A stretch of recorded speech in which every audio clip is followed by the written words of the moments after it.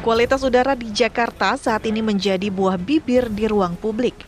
Indeks kualitas udara ibu kota berada di angka 162.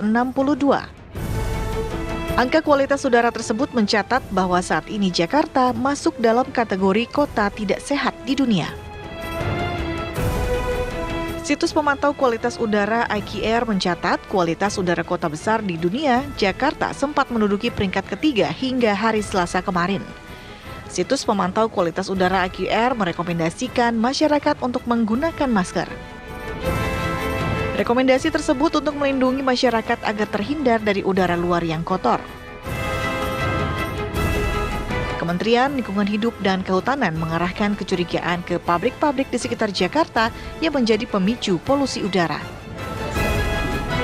Sejumlah pabrik di wilayah penyangga ibu kota yang terindikasi melakukan pelanggaran, baik pembuangan limbah, pencemaran air hingga pencemaran udara kini tengah diselidiki. Buruknya kualitas udara di Jakarta menjadi perhatian pemerintah pusat. Presiden Joko Widodo dan jajarannya beserta pihak terkait Senin kemarin menggelar rapat terbatas untuk membahas dan mencari solusi dari buruknya kondisi udara di Jakarta dan sekitarnya ini. Tim TV One mengabarkan.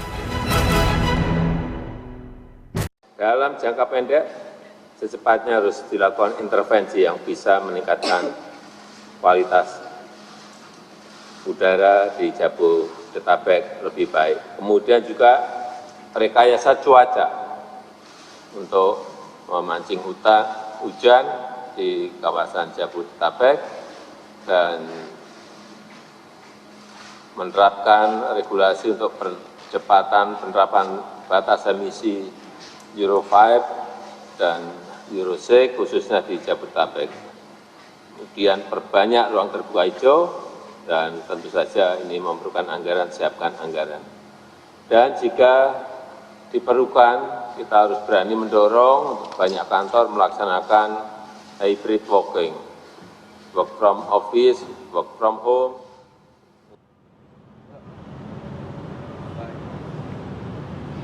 Ya, pemirsa, Anda kembali di Apa Kabar Indonesia Pegang Location. Kali ini bersama saya Bari Asgaf. Tadi saya sudah bagikan sedikit data ya, bahkan memang selama sepekan terakhir ini kondisi kualitas udara DKI Jakarta dan juga sekitarnya menjadi sorotan. Karena apa? Karena kualitas udara DKI Jakarta ini bahkan sempat masuk ke posisi 10, 5 besar, bahkan juga sempat menduduki posisi pertama kualitas terburuk di dunia. Ini bahkan sudah bisa dikatakan sebagai darurat kualitas udara di ibu kota Jakarta. Bahkan kemarin Presiden Joko Widodo juga sempat menggelar rapat terbatas dengan pihak-pihak terkait untuk membahas serius mengenai hal ini. Karena angka peningkatan penyakit saluran pernafasan akut pun juga sudah meningkat di DKI Jakarta hingga semester pertama ini saja Januari hingga saat ini datanya sudah mencapai lebih dari 638.000 masyarakat yang terjangkit penyakit saluran pernafasan. Nah, pemerintah pun juga sudah mengintervensi dengan beberapa strategi penanganan, baik itu jangka pendek, jangka menengah, maupun juga dengan jangka panjang. Tapi hal ini pun hingga saat ini masih dikaji. Sementara kalau saya lihat saat ini saya melaporkan langsung dari anjungan halte Transjakarta Bundaran Hotel Indonesia, saya bisa melihat sekeliling saya begitu ya. Nampak ada banyak sekali masyarakat yang sedang menuju ke kantor mereka dengan berjalan kaki, tapi sudah mulai lagi pemandangannya berbeda dengan yang hari-hari kemarin dan bahkan sudah menyerupai pada saat COVID-19. Sebagian besar dari mereka saat ini sudah menggunakan masker untuk menghindari polusi udara yang katanya kurang baik di DKI Jakarta. Nah, kita coba akan bahas hal ini sebenarnya. Apa penyebabnya dan juga apa solusi strategis terbaik untuk bisa menangani hal ini paling tidak secara jangka pendek. Sudah bersama saya saat ini ada pengamat tata kota, ada Pak Nirwono Yoga. Selamat pagi, Pak. Selamat pagi, Mbak Maria. Waalaikumsalam warahmatullahi wabarakatuh. Gimana, Pak? Menghirup udara DKI Jakarta pagi hari ini? Ya, kita kan dari pagi tadi ya. Yeah. Kalau kita dari indeks air quality hari ini sebenarnya mengkhawatirkan lokasi yang kita datangin karena dengan angka 156 ini kan berarti sudah termasuk kategori tidak sehat ya. Dan pemirsa juga bisa lihat di latar belakang kita ini kan, di belakangnya patung Selamat Datang pun backgroundnya itu juga kelihatan tidak bersih-bersih amat ya udaranya. Terus kalau kita lihat langitnya sekarang pun juga tidak biru-biru sekali. Padahal kalau dalam kondisi sangat normal, ini kondisi yang paling cerah sebenarnya ya. Artinya langit masih biru, kemudian aktivitas juga belum banyak. Nah, ini menunjukkan di luar tadi ya angka-angka yang disebutkan, faktanya di lapangan juga kondisi udara kita tidak baik amat. Seperti ya. ini ya. Seperti ini tapi sebenarnya. kita juga lihat Pak, kemarin kan baik itu Kementerian KLHK maupun Dinas Provinsi juga sudah menjabarkan beberapa data versi mereka begitu ya. Nah, paling tidak untuk saat ini catatan Anda apa, Pak? Ya, catatan saya ada 3 ya paling tidak ya. Yang pertama tentu kondisi darurat polusi udara ini harusnya menjadi momentum semua pihak, terutama bagi pemerintah untuk mengambil kebijakan apa yang dilakukan dalam jangka pendek dan jangka panjang. Karena kondisi tadi seperti Mbak Maria ceritakan ada peningkatan jumlah penderita ISPA ya terutama. Bahkan kalau nanti dirunut per minggu misalnya, dalam 1 minggu akan ada kenaikan seiring dengan semakin buruk kualitas udara, maka kebijakan tadi perlu dilakukan juga secara darurat lah ya untuk mengatasi polusi udara ini. Nah, kedua yang tidak kalah penting menurut saya harus dijelaskan jangka pendek apa yang harus dilakukan dan jangka panjang apa yang akan dilakukan oleh pemerintah sehingga kita bisa mengukur seberapa besar nanti penurunan polusi udara dalam beberapa bulan. Apalagi kalau kita laporan sekarang ini kan diperkirakan ini akan terlalu berdampak sampai dengan bulan September. Artinya warga Jakarta harus ekstra hati-hati kalau beraktivitas di ruang terbuka seperti ini kan Mbak Maria. Iya, tadi sampaikan harusnya pemerintah menganggap ini sebagai suatu situasi darurat. Anda sudah melihat itu belum, Pak? Dari kebijakan belum ya. Kalau lihat dari kebijakan sekarang itu belum. Misal kalau kita bicara jangka pendek misalnya ya. Dengan kondisi seperti sekarang, bahkan di bulan Juli lalu sudah ada rencana dari Pemprov DKI ada 2 langkah besar untuk polusi udara ini. Yang pertama yaitu akan diterapkan kebijakan terkait dengan rekayasa lalu lintas ya, seperti perluasan kebijakan ganjil genap tapi se-Jabodetabek ya. Kita harapkan ini bisa segera disosialisasikan ya. Terus kemudian juga ada rekayasa lalu lintas seperti penutupan jalan satu arah dan sebagainya. Terus kemudian penertiban parkir liar. Nah, yang kedua, saya juga belum melihat adanya upaya segera pembatasan mobilitas warga. Ya, padahal kemarin Presiden juga sudah memberikan ya tanda untuk seperti work from home dan sebagainya. Nah, sementara PJ Gubernur baru akan menerapkan bulan September. Menurut saya terlambat karena ini kondisi udara kan tidak nunggu ya. Kalau bisa dalam waktu segera, lebih cepat lebih baik ya. Karena kondisi udara ini tidak baik untuk kesehatan, baik untuk warga maupun untuk anak-anak ya. Dengan konteks work from home itu kan bukan berarti kemudian mengurangi produktivitas, tetapi membatasi mobilitas warga, mengurangi penggunaan kendaraan secara signifikan. Kalau itu dilakukan se-Jabodetabek nih Mbak Maria, pasti akan ada penurunan perbaikan kualitas udara secara signifikan. Karena kita juga sudah paling tidak sudah terlatih ya pada saat COVID-19 kemarin. Betul. Jadi sebenarnya pengkajiannya juga harusnya bisa lebih cepat. Betul. Gitu, kalau berdasarkan pengalaman dari selama COVID kemarin kan menunjukkan pembatasan pergerakan kendaraan pribadi dan mobilitas warga terbukti mampu meredam polusi udara. Ya, itu dari jangka pendek tentunya kan. Nah, jangka panjangnya apa nih? Jangka panjangnya tentu banyak hal yang harus dilakukan oleh pemerintah pusat dan juga pemerintah daerah seperti tentu dorongan peralihan ke transportasi massal ya. Jakarta itu saat ini Mbak hanya 10% warga yang naik transportasi publik. Ini sangat-sangat rendah karena kalau kita bandingkan seperti Singapura misalnya di mana sampai 90% warganya naik transportasi publik, di Tokyo juga. Artinya ada gap besar ya dari 10% menuju ke 90% kan butuh waktu dan lama. Itu yang harus dilakukan ya. Kedua, juga tadi ada rencana seperti transformasi hijau pembangkit listriknya ya yang dikatakan juga sebagai pencemaran udara. Itu juga pasti butuh waktu. Bahkan penambahan ruang terbuka hijau sebagai paru-paru kota pun untuk kota Jakarta dan sekitarnya juga butuh waktu. Artinya masyarakat tetap didukung untuk jangka pendek tapi juga harus ada langkah jangka panjang yang dilakukan segera. Secara beriringan. Iya, paralel, harus paralel lewat beriringan, betul Mbak. Jadi kan dampaknya bisa langsung dirasakan oleh masyarakat. Iya, menarik kalau kita berbicara mengenai strategi penanganan jangka pendek tadi Pak. Salah satunya adalah yang saat ini muncul dan juga disarankan oleh pemerintah, intervensi langsung adalah penerapan work from home atau pembatasan kegiatan masyarakat di luar rumah gitu ya. Nah, tapi seberapa efektif hal itu dan juga daya ukurnya untuk hitungan hari itu berapa hari yang cukup efektif dan juga tidak itu loh Pak. Betul. Sebagai penerapan work from home mensyaratkan 3 hal ya. Satu, kebijakan ini harus berlaku untuk se-Jabodetabek, bukan DKI Jakarta saja.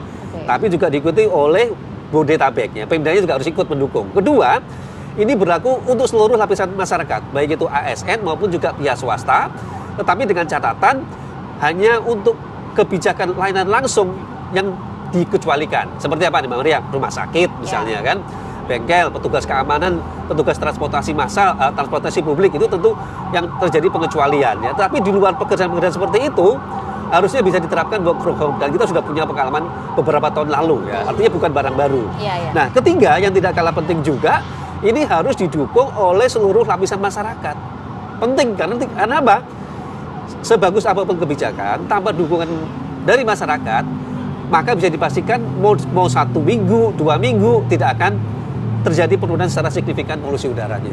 Oke, sebenarnya kan ada beberapa cara juga ya Pak yang Ya. disampaikan oleh pemerintah. Salah satunya untuk jangka pendek dengan selain work from home adalah dengan rekayasa lalu lintas, kemudian juga ada membuat hujan buatan dan juga Ya. lain-lain. Kita Ya. coba akan bahas hal ini satu-satu, Siap. kita breakdown ya Pak ya, tapi usai jeda sesaat Siap. lagi untuk Anda.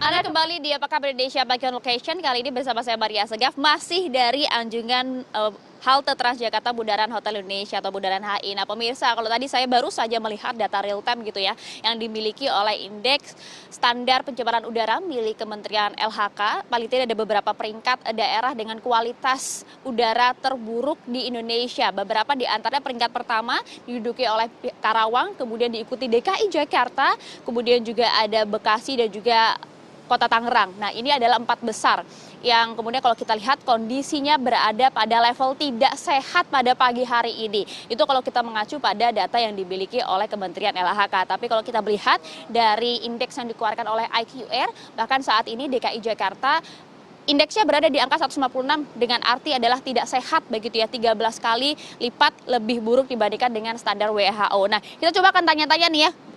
Lagi ada yang lagi foto-foto nih, mas-mas permisi saya ganggu dulu, boleh merapat? Oke. Ya, dengan Mas siapa? Rudi HS. Mas Rudi. Saya Indra Buana. Indra, oke. Gimana Mas? Abis foto-foto di atas anjungan halte Transjakarta, cukup cerah nggak langit kita? Enggak cukup cerah. Biasanya tampak sampai ke bangunan yang ujung itu kan. Sekarang udah agak blur-blur gitu loh. Udah agak butek, udah agak buram gitu loh. Biasanya lebih bagus, lebih jernih banget dulu ya. Nah, sekarang beda banget deh. Kalau Mas Indra tinggal di Jakarta atau di mana? Saya di Depok.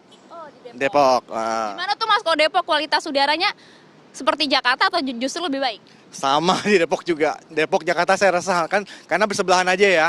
Jadi Depok juga udaranya kurang bagus. Sama. Oke. Ada dampak nggak sih yang dirasakan oleh masyarakat langsung gitu? Ada, terutama di anak saya. Anak saya udah sejak minggu lalu dia batuk, pilek gitu loh. Batuknya juga ke dokter bilang, wah ini polusi nih katanya. Ini akibat udara debunya yang nggak baik sekarang, nggak sehat gitu loh. Dan di beberapa teman sekolah juga ada yang lagi sakit, izin sakit gitu. Karena ya gangguan pernapasan itu. Gitu. Sama aja seperti itu, betul. Jadi di DKI Jakarta pun juga seperti itu, di Depok pun juga seperti itu ya Mas ya. Kalau ini saya mau ke Mas Rudi tinggal di? Ya, saya tinggal di Bogor, Mbak. Di Bogor. Ini jadi memang lagi main ke Jakarta gitu ya, mau foto-foto di anjungan halte Transjakarta Bundaran HI. Nah gimana nih Mas, ada perbedaan nggak antara Bogor dan DKI Jakarta? Untuk perbedaan kita jauh. Yang mana jam 7 yang saya rasakan di sini itu sama seperti jam 10 di Bogor. Yang saya lihat itu entahlah itu kabut apa, kalau di Bogor itu kabutnya terasa sejuk kalau memang jam 7. Kalau di sini yang saya rasakan ya memang sedikit agak beda udaranya, agak sesek gitu. Ya itu aja sih paling. Tapi kalau di Bogor juga ada perbedaan nggak sih sekarang begitu ya, juga dengan misalnya tahun lalu? Oke. Ada perbedaan nggak kualitas udara yang kamu rasain? Untuk perbedaan tersendiri itu pasti ada, mengingat bahwa penduduk kita kan makin banyak juga dan kendaraan juga yang saya rasakan itu pasti makin banyak. Nah sekarang nih pemerintah paling tidak sedang mengkaji beberapa kebijakan penanganan untuk kualitas udara. Nah salah satunya adalah work from home nih atau bekerja dari rumah. Kalau Mas Rudi sepakat nggak? Saya Indra, Mbak. Mas Indra sepakat nggak? Dari saya sih sepakat, lebih efisien dan menurut saya agar tidak terjadinya pelonjakan penduduk di luar. Kan rata-rata masyarakat kita lebih mementingkan menggunakan pakai kendaraan pribadi daripada pakai kendaraan umum. Oke, kalau Mas Rudi gimana Mas? Oke, kalau saya pribadi saya sepakat sih dengan kebijakan pemerintah yang menerapkan WFH ya.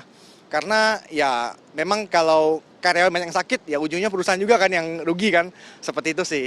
Oke. Tapi kalau misalnya nih dihimbau untuk kemudian menggunakan transportasi umum yang tadinya mungkin berangkat kerja naik kendaraan pribadi gitu, termasuk yang sepakat atau enggak? Saya sepakat banget karena itu salah satu solusi juga. Ya minimal kemacetan dan polusi dari asap-asap gitu udah berkurang lah. Minimal seperti itu. Lagi di Depok nih Mas suka macet nih biasanya. Wah iya banget, itu banget. Tua di jalan jadinya. Di jalan. Oke. Ada catatan nggak untuk pemerintah kita? Mungkin lebih cepat aja ya, penanganannya lebih cepat. Karena kan dari hasil survei atau hasil penelitian juga kan Jakarta salah satu udara terburuk di dunia ya. Bahkan nomor 1 tuh saya lihat di sosmed ya. Jadi ya saya rasa pemerintah harus lebih cepat lagi sih gitu. Itu aja. Kalau Mas Indra gimana Mas? Kalau dari saya mungkin lebih mengedukasi lagi untuk masyarakat umum, terutama dari DKI Jakarta, untuk mobilisasi di luar itu menggunakan kendaraan umum, bagaimanapun caranya. Siap, terima kasih banyak Mas Rudi, Mas Indra, monggo silakan dilanjut kalau mau foto-foto lagi ya. Nah itu tadi paling tidak ya pemirsa ya, respon dari masyarakat kita yang memang menilai bahwa saat ini kondisi kualitas udara kita tuh memang berbeda dibandingkan dengan hari-hari kemarin. Bahkan tidak hanya di DKI Jakarta, di Depok dan juga Bogor pun tadi juga disampaikan. Nah sekarang saya mau ngobrol lagi nih sama Pak Nirwono nih. Pak Nirwono, tadi masyarakat udah sampai ini ya Pak ya. Bahkan ternyata kalau tadi dilihat Pak, solusi yang mereka juga sepakati adalah work from home gitu. Tapi pemerintah saat ini masih mengkaji, padahal kita sudah terlatih pada saat COVID-19. Dan kondisi sudah darurat loh sebenarnya ya. Nah itu dia. Jadi menurut saya dengan kondisi seperti darurat seperti sekarang, kebijakannya juga harus dilakukan kebijakan darurat dalam jangka pendek supaya ada penurunan polusi udara secara signifikan ya. Seperti apa tadi dikatakan, ada dua kuncinya. Satu, pembatasan kendaraan pribadi ya, dengan berbagai macam kebijakan seperti kebijakan perluasan ganjil genap, nanti ada jalan berbayar elektronik dan seterusnya. Kedua, ya pembatasan mobilitas warga. Ya, work from home itu salah satu cara cepat untuk mengurangi pergerakan dan mobilitas warga supaya pencemaran udara juga semakin berkurang. Bahkan juga ada anjuran dari teman-teman ya untuk mengurangi aktivitas di ruang publik. Kita juga menunjukkan bahwa dengan demikian kalau work from home kan jauh lebih efektif lagi. Bukan berarti mengurangi kinerja atau produktivitas ya. Nah, dalam konteks ini juga apa yang dilakukan oleh pemerintah misalnya seperti pembangunan transportasi massal tadi kita dukung, peralihan pembangkit listrik transformasi hijau juga harus kita dukung ya, penambahan ruang terbuka hijau juga pasti ya. Dan tadi udah singgung Mbak Maria misalnya tentang rekayasa cuaca misalnya. Rekayasa cuaca itu hanya mensyaratkan misalnya kalau ada awan yang cukup ya, artinya ada. Dan saat ini diinformasikan memang kondisi awan kita tidak cukup. Tidak cukup sehingga tidak itu juga sulit dilakukan. Bisa, betul sekali. Dan jangan lupa kalaupun bisa dilakukan itu hanya dalam konteks mencuci udara sesaat ya, dalam waktu 1-2 jam saja dicuci, tetapi tidak menyelesaikan akar persoalannya tadi. Percuma juga kalau polusi udaranya, kemudian kendaraannya yang digunakan juga masih banyak gitu. Betul ya, sekali. Lagi juga. Betul sekali. Jadi untuk sementara tidak masalah, tapi itu bukan menyelesaikan akar masalah loh. Ya. Jadi kalau memang dengan sektor transportasi massal sebagai salah satu tulang punggung, tentu kita dukung. Tetapi tadi pembatasan kendaraan pribadi, pengurangan mobilitas warga, itu cara cepat kita dalam waktu 1-2 minggu kita akan melihat loh dampak secara signifikan. Nah kita berharap DKI Jakarta juga didukung oleh pemerintah daerah ya sekitar Bodetabek tadi segera menerapkan kebijakan tadi ya secepat-cepat mungkin, jangan sampai September. Nah, kita masih ada 2 minggu deh ya. Saat ini masih dikaji lagi. Kita juga mempertanyakan siapa hal-hal yang masih dikaji. Pasti apalagi yang mau dikaji ya. Nah itu dia. Tapi kan pemerintah pasti memiliki alasan tertentu. Dan sepertinya kan tidak hanya Indonesia yang menerapkan hal itu pada saat kondisi seperti ini, Pak. Beberapa negara kan juga menerapkan hal serupa. Solusinya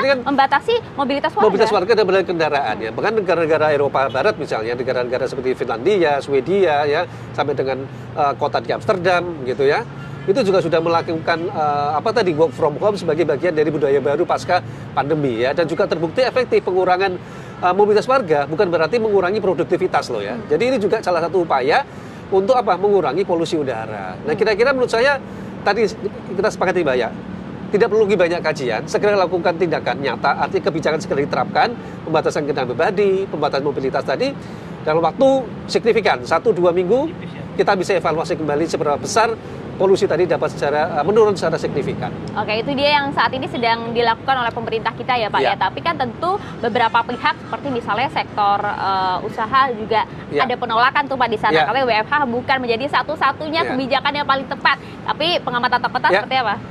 Menurut saya perlu sosialisasi ya. Pemerintah harus menjelaskan mana-mana saja yang akan diterapkan untuk work from home ya. Tadi misalnya ASN yang tidak melayani publik langsung ya. Kemudian pekerjaan-pekerjaan swasta ya seperti konsultan misalnya, ataupun juga pekerjaan yang tidak perlu harus hadir misalnya ya, kecuali pekerjaan konstruksi misalnya ya.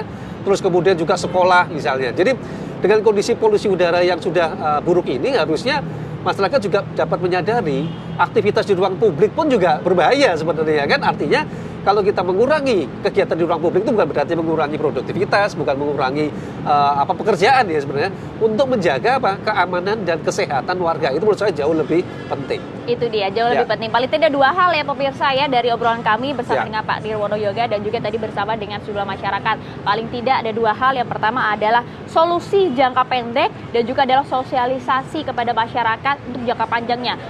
beralih dari kendaraan pribadi menuju ke kendaraan umum maupun dari kendaraan dengan bahan bakar bensin menuju ke bahan bakar listrik ini yang harus dijalankan secara paralel agar kita kemudian bisa mendapatkan kembali udara segar pada saat pasca COVID-19 kemarin ya. Betul. Langit DKI Jakarta biru begitu kembali, indahnya dengan ya. segarnya udara yang bisa kita hirup. Paling tidak seperti itu, saya kembalikan dulu ke Anda, Bayu dan juga Rati.